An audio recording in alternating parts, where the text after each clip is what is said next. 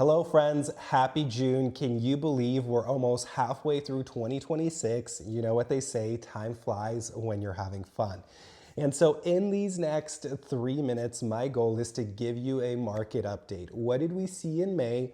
What do we see moving forward into July and the rest of the year? And then, of course, congratulate 10 or even 11 of our buyers and sellers here in May. Thank you for giving us the opportunity to serve you. So let's start with what is happening in May.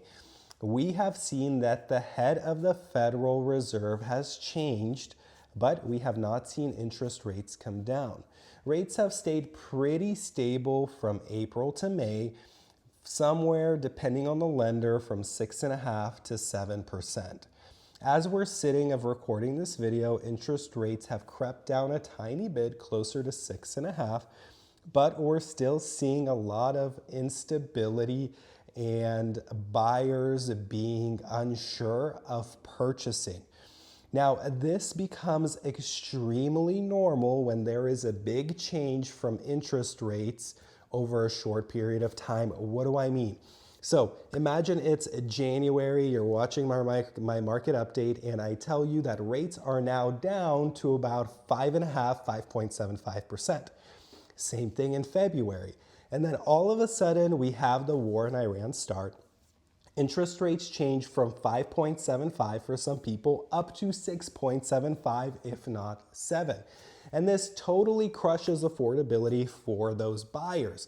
And so the buyers that started out in February searching for a home, and most buyers take about 3 to 4 months to find the right property, they have become shocked because the home that they were looking at in February they can no longer afford. Instead, they need to turn to a cheaper property and have the same monthly payment if they purchased a home for $560, $570 as they would have if they purchased for $600.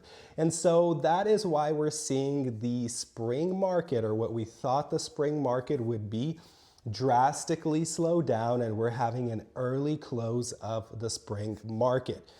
So that is what's happened over the last few months.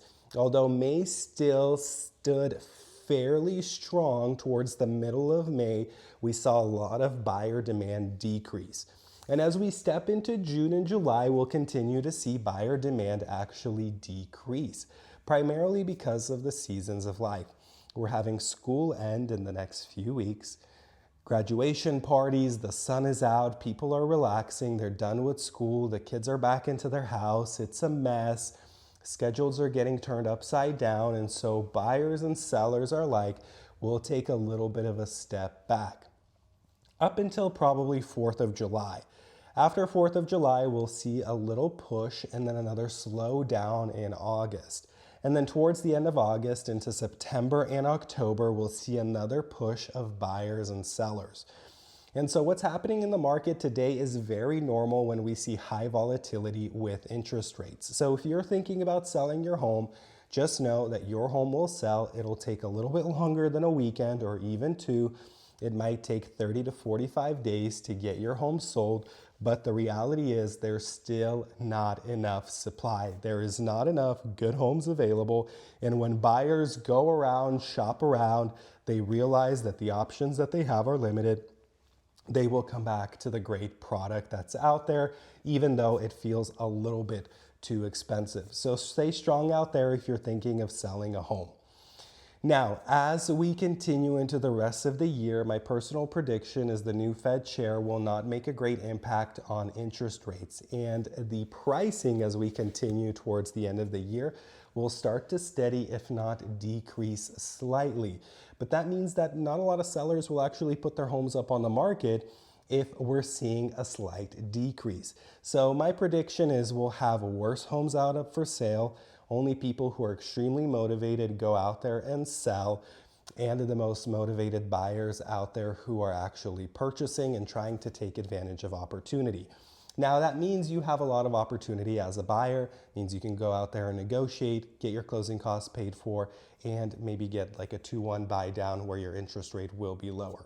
We'd like to congratulate all 10 of our wonderful clients who closed last month with us. We look forward to serving you. Congratulations. If you'd like to schedule a free consultation anytime about selling or buying your home, please feel free to reach out.